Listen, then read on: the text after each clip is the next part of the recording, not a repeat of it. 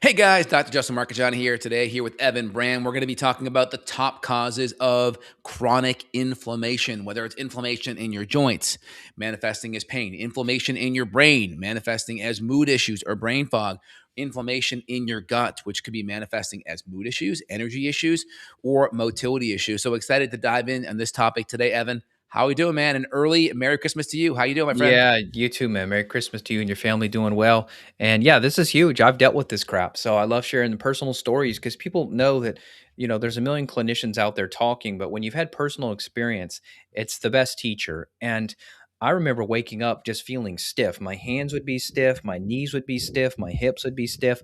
I had several tick bites, I had mold exposure. These infections and toxins will drive inflammation, even in a young person, even in someone who, quote, is too young to have these issues.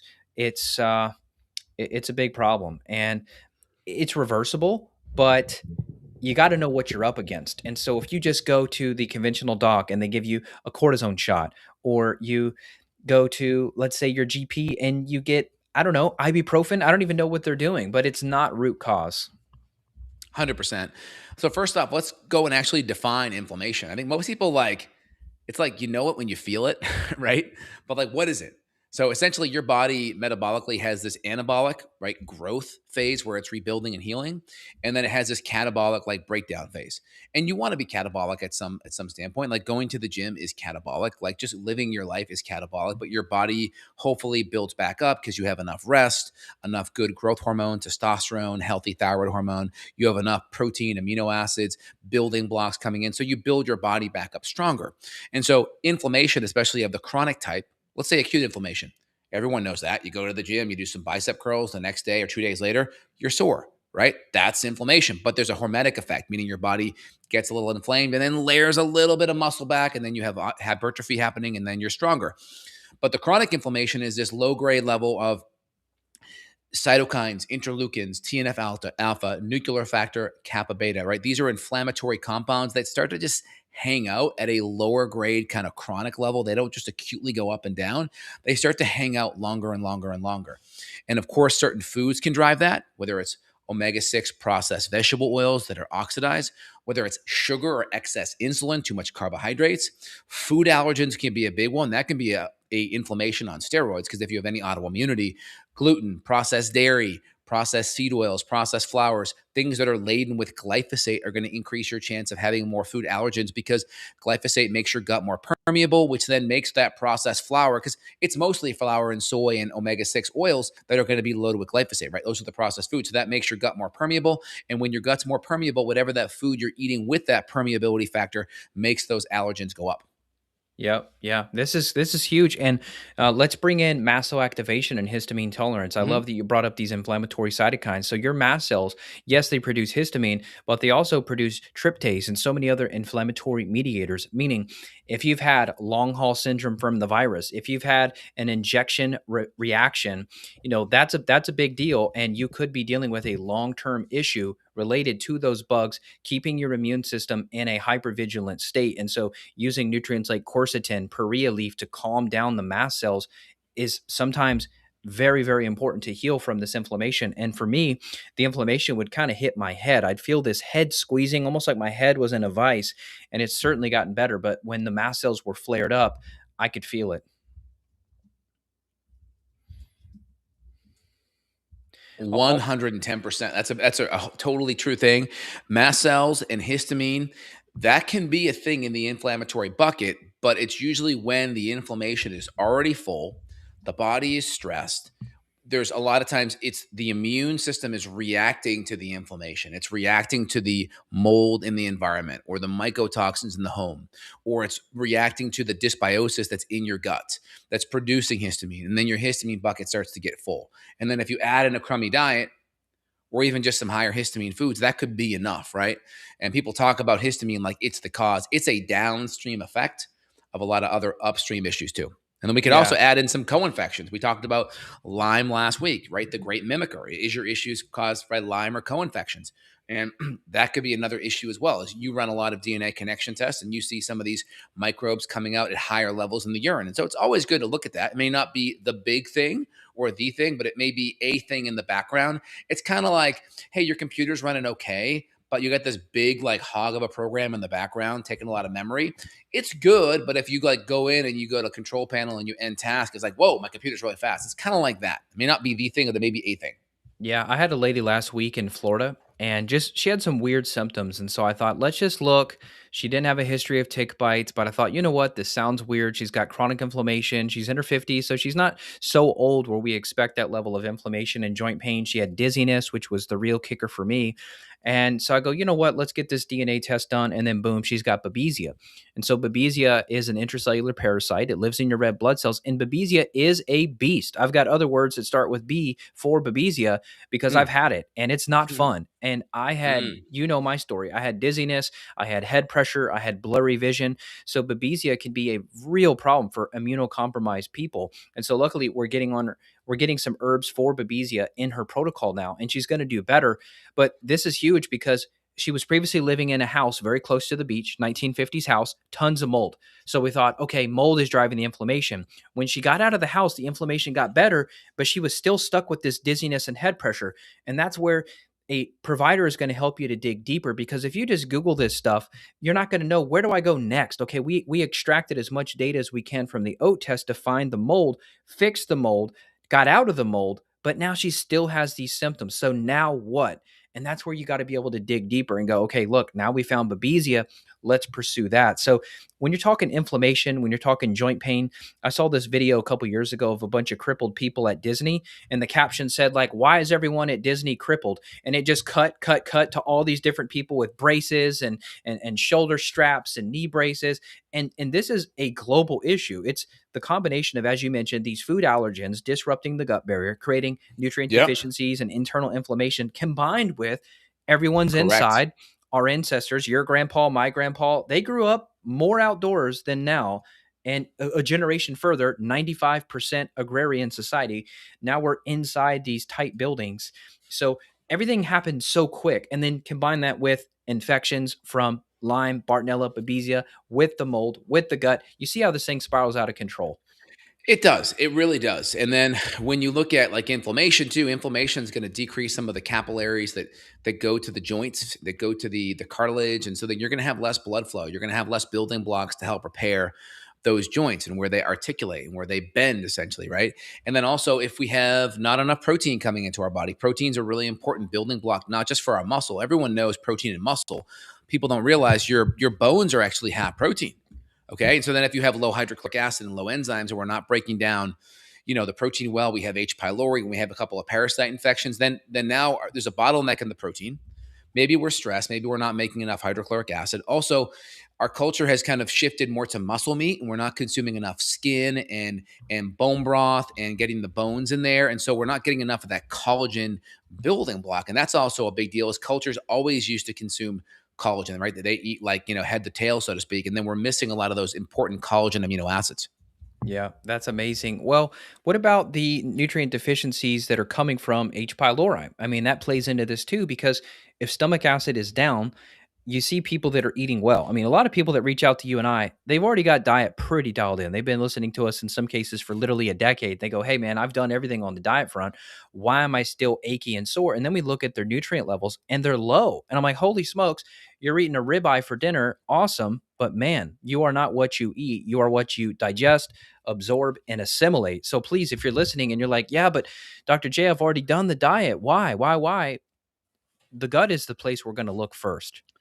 Yeah, and sometimes people I see, we look at some of they're not taking digestive support, or if they are, it's like 2 to 500 milligrams. I'm like, well, let's try 2 to 3 grams of HCl. Let's go a little bit higher. Obviously, we're doing it slow and we're careful. And if we have gastritis or history of ulcer, you want to work with a functional medicine doc. You want to make sure you worked on the gut barrier and got the gut inflammation better, because anytime there's inflammation in the gut, it's going to transition into the body, because inflammation in the gut means permeability in the gut. Permeability means it's going to have a free ride throughout the body and eventually get through the blood-brain barrier in the brain. And inflammation in the brain means brain fog. It means cognitive deficits. It means less quick on your feet. It also means just increased risk for Alzheimer's and dementia and mood issues. Yep. I want to look at this with you. I mean, Yeah. we'd have to Google these names because like all the prescriptions are like this weird names. This is the forecast of the top 10 best-selling drugs in 2025, and this is in billions. So Keytruda is number one, $22.2 billion, and this is an immunotherapy drug. I know Eliquis next. Eliquis is the clotting factor, right? That's like the newer one they use over like um Coumadin or Yeah, warfarin, right? And yeah, so Eliquis is Xarelto. one of those. And so, well, think about blood thinners. Well, what's the reason people need blood thinners for?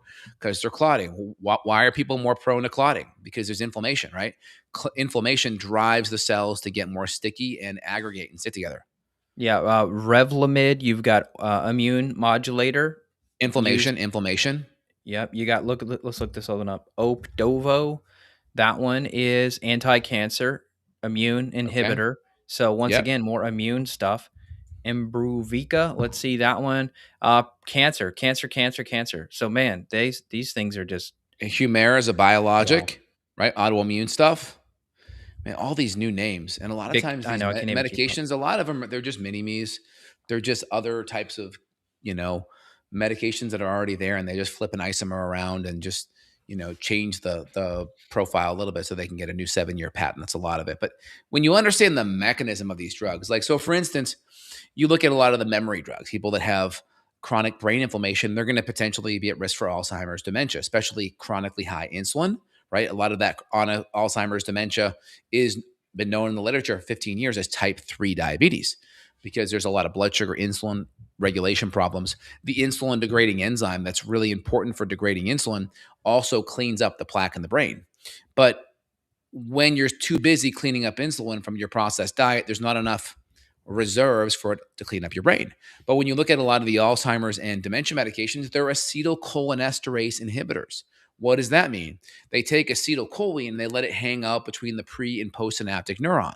Well, what does acetylcholine come from? It comes from proteins, it comes from healthy fats. And so we actually have to work on the building blocks, making sure we're eating enough and we're absorbing enough, because the medications just help change the location of where it hangs out in the synapse, but it does nothing to get more of it up there, to get more like absolute raw amount. It just changes the percentage of where it's located in the neuron. The problem with that is the longer it hangs out in the pre and postsynaptic neuron in this no man's land, the faster it gets degraded and broken down.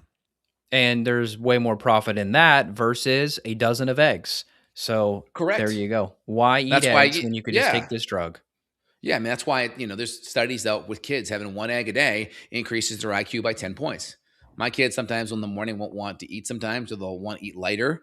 And so I've been taking like my beef protein or my collagen protein and throwing a Yeah. whole raw egg in there, organic raw egg. He doesn't even know. But I'm It's the like, he's best way getting to an egg do in it. there. Yeah, That's smart. that's That's it. smart. Yeah. So we hit a little bit of the labs. We kind of glazed over some and tossed them in here and there. So just to make it clear for folks listening, if you have chronic inflammation, pain, headaches, dizziness, joint issues, we want to do GI to look at your gut. We want to do an OAT to look for fungal infections, yeast, nutrient deficiencies. We may want to look at hormones, as you alluded to in the beginning. We may want to look for Lyme and co-infections to look for these other triggers of mast cell activation and inflammatory cytokines. And then in terms of quick fixes, things you can do right out of the gate that don't involve pharmaceuticals, ginger, boswellia, turmeric. These are easy things. There's systemic enzymes, serrapeptidase, there's lumbrokinase. Bingo. There's a bunch of these that help. And I tell you, this is with personal experience.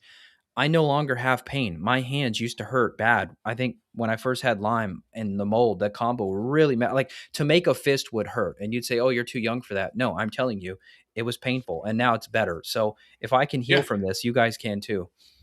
And also, I have a class 3B medical laser. I'll use different red light therapies and infrared wavelength therapies. I was having my keto coffee this morning. I was sitting down. I played like pickleball like 6 to 8 hours this weekend. So yeah, I'm sprinting, stopping. So I was a little bit tight in some areas. So I had the laser on my Achilles for 30 minutes. Then I moved it to my shoulder and then my knees, just to get the inflammation down. So I'm not taking aspirin or whatever, and I'm feeling great, feeling really That's good. cool. But the more you you beat up on yourself. The recovery time as you get older is a little bit slower. So you got to be more on point, with your food and your sleep and rest to really balance out that catabolic breakdown. You got to bring in those good anabolic routines. Yeah, and it's all something that can be improved. Like if you're sedentary 30s, 40s, 50s, you're sedentary now, I promise you. I know that initially to get that umph and that willpower going to get more physical is hard, but I promise you it is like a snowball effect. I mean, I notice for myself, if I'm swimming, if I'm biking, if I'm hiking, if I'm staying active, overall there's less inflammation even after intense exercise. But if you go from nothing to something, it's like you feel like you're dead. So I encourage you to build up that exercise callus, if you will, build up that There is. resistance to it. And you and I've talked about row machines. So if it's a row machine you need to do, if it's a bike, if you live in a climate where the weather Air sucks in the bike. winter, yeah, the air bike, that's an amazing option. If even if you don't have a ton of space, an air bike or a row machine could be stowed pretty small if you don't have a ton of space. I got two of those right back here, and it's great because you're not pounding your joints, but you're still getting the heart beating. You're still getting into that zone 4, zone 5 level. You're still getting a nice growth hormone bump, right? This is all good, and it's not taking a lot of time, so it's way easier to be compliant on it. Yeah, and if you're suffering though, and you're like, "Hey, I can't get the mental umph to do this," that's where we're going to look at brain chemistry. We're going to look at neurotransmitters because if you have low dopamine, the drive, the motivation, that's where we get this is from brain chemistry, and that can all be disrupted if you have dysbiosis in your gut. So once again, now we're connecting. Why can't you get on the row machine for 5 or 10 minutes? Well, it's because something is happening. Likely in the gut brain axis. So that's why we're going to investigate with the urine, use amino acids to rebuild the brain chemistry to where all of a sudden you go, you know what? That machine looks pretty attractive right now. I think I'm going to sit down and hit it for 5, 10 minutes. Yeah. And also just to reframe, right? Take your phone. Okay, great. You're going to put your Netflix on and you're going to do zone 2 and you're going to watch your favorite show on Netflix while you do it. That way you just forget you're even there. Right? Zone 2 is just at a level where you can just still have a conversation with someone next to you but not much higher. And it's not too super intense, but you can just go put on a Netflix show while you're doing it. And then you're killing two birds with one stone, right? So people complain about time. It's like, well, you're probably watching an hour of TV anyway. Why don't you do some of that while you do some of that and just kill two birds with one stone? Yeah. So Isn't it amazing to think just how short ago in human history this level of exercise was built into farming, built into hunting yeah. and gathering. And now we have to have like a special building, a special machine for it. But I mean, this is what we were always doing. It just modern life makes it to where it's optional now. Yeah, I mean, just think about what it used to be like to do the household laundry 100 years ago. I mean, it'd be like a half a day affair. It's a lot Getting of the labor. washing board out, oh, it was a ton of labor. And now it's like, I got the AI sensors. It knows when it's dry. It keeps on going. Right? It's Beep. amazing. Yeah. It can Beep. soak it for an hour or two. It's like, okay, that was all manual labor, hard work. Now it's so much easier. But yeah, so we just have to be very intentional about putting good habits in to override, the convenience of today's modern society. Yeah. Well It's really said. important. Well said. Any other Peptides. supplements you wanted to highlight or lab Yeah. stuff you wanted to highlight? Yeah, so BPC 157 is something Yep. that has been helpful. There's oral versions that work well. I know there's some controversy about injectables versus oral. I've seen great success with the orals.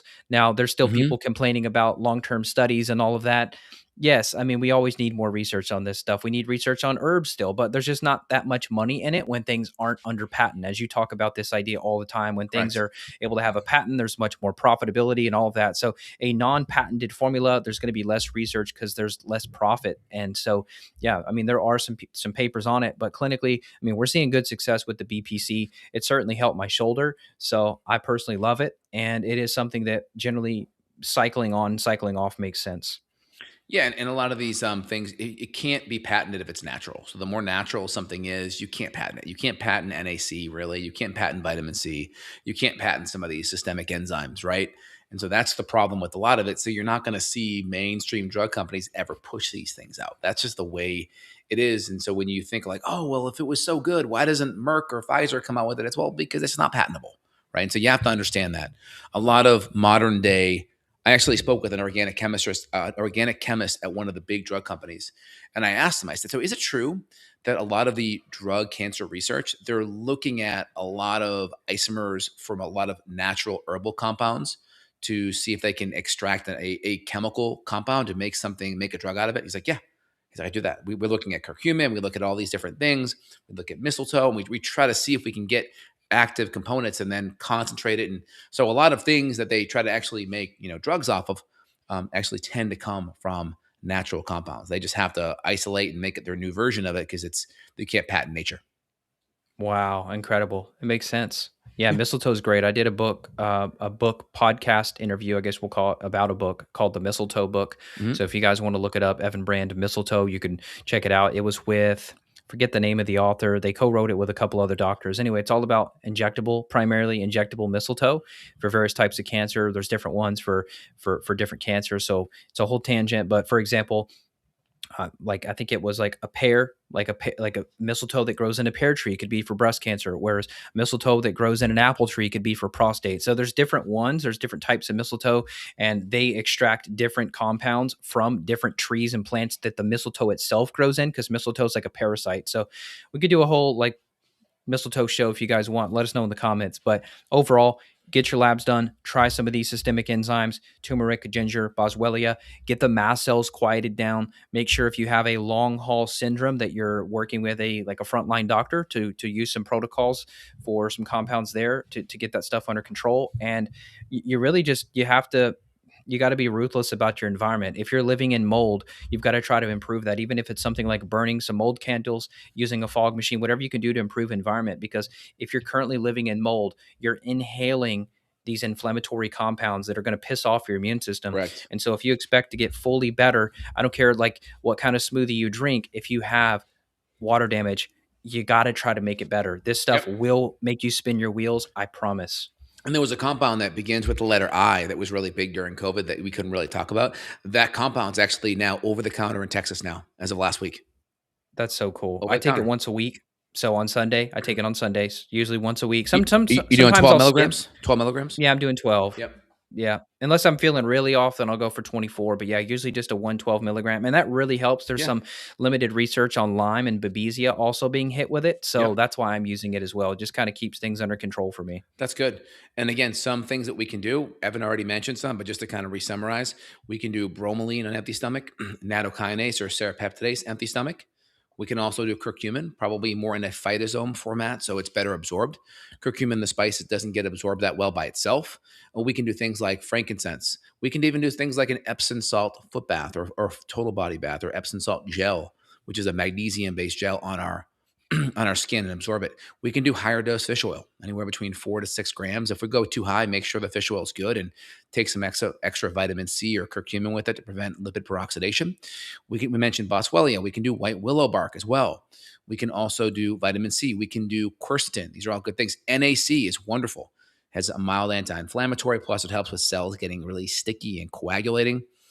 Is there anything else? There's arnica, whether it's the 300 or 30 or 300. There's two numbers versions. One's more acute, one's more chronic. That's still really nice, as well as a gentle homeopathic.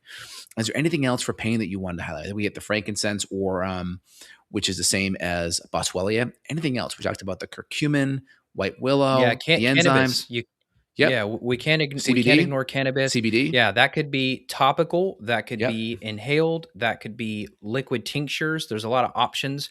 So look at your local dispensary. You've got so many states now with medical and or recreational programs. You can get a 1 to 12 ratio, meaning 1 part THC to 12 parts CBD, which means it's going to have literally virtually no psychoactive effects. So if you're worried about that for driving or work or your job or whatever it is, Correct. you'd be fine. But the THC is I forget what they call it. It's basically a catalyst, if you will, for the CBD to work better. So if you're in a state where you can only get pure CBD topically, you can use that. So joints, it can be great for that. But it doesn't often work as good. And there's tons of literature on fibromyalgia, MS, and cannabis. So I think it's an incredible herb that has good potential. Can it be abused? Yeah, for sure. Should you be doing it if you're under 25? Should you be doing high THC? Probably not. I think Daniel Amen blows it out of the water a little much. He's a little excessively fear mongering about it, because there are so many good case reports I've seen where people have turned their life around, whether that's mood disorders, chronic pain, cancer, you name it. And then check out the documentary Running from the Cure. That's an incredible one about what's called RSO, which is a special type of oil, which is Oh, incredibly yes, terpene RSO. rich. Is Yeah. that the So, Rick Simpson oil? mhm. Got it. And also I wanted to And highlight. I've had some people stage 3, stage Yeah, 4, end of their rope, few months to live, and they've been able to turn around. There's also some holistic oncologist in Colorado. I've interviewed Nasha Winters, and you can look her up.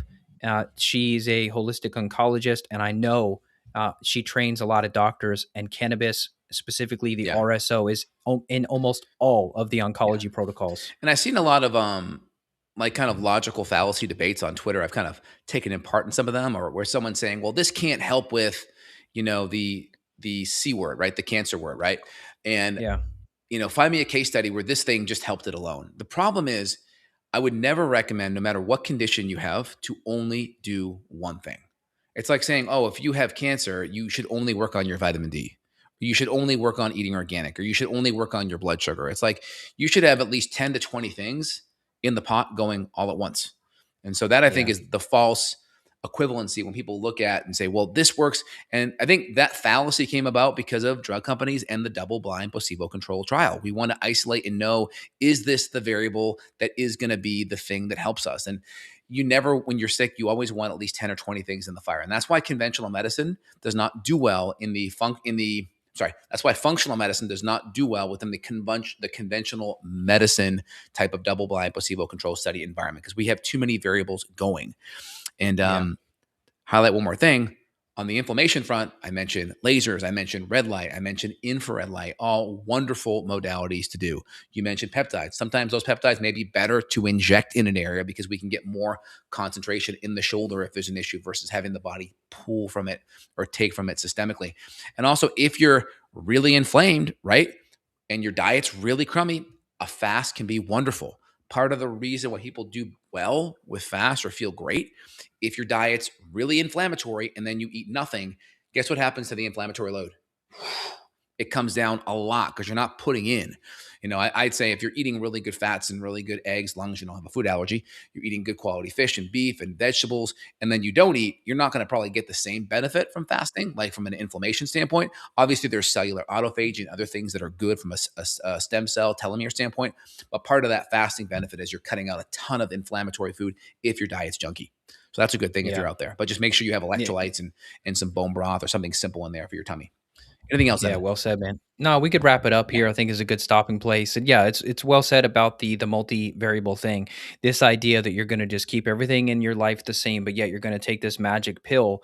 It's mind blowing, and it's actually quite pathetic, really. This model, and you have to address all the different levers. This idea that we're ever going to have some magic cure that's just this one little One thing, and thing. here it is. Very That's little. silly. Very It's little. silly. It's We never going we to see happen. it with the eye debate, right? That medication that begins with an I that's Uh over the huh. counter now. Well, this thing that's, yeah, but I would never recommend anyone just only do that. That may be Yep. like a little nudge in your corner, and then a lot of things are synergistic. So when that's good, and your blood sugar's good, and your sleep's good, and your vitamin D's good, and you're moving a little bit, and you're doing good with prayer, meditation, and everything else, that's everything's synergistic and logarithmic, right? So just keep that in mind. Yep. Yep. Yeah, let me show this real quick, and Yeah. then we'll call. Let me just pull this up real Sure. quick. I just want to because you're making a good point here. I want to just show people this. So this protocol here, and this would apply for just the virus or the injection. There's not just one thing. Okay, the that's here, but you've also got intermittent fasting. You've got LDN, you've got nattokinase, you've got melatonin, magnesium, methylene blue, vitamin D, K2, resveratrol, probiotics, omegas, NAC, black arginine, citrulline, bromelain, vitamin C. So this idea that like one thing's going to get you out of the woods here. I mean, look at this. There's a lot. Yeah, I see that. It happens a lot, and we don't want to have that mindset. And also, I mentioned this on Santa Cruz Medicinals podcast with Brendan last month, is that over 50% of peer review literature is not reproducible.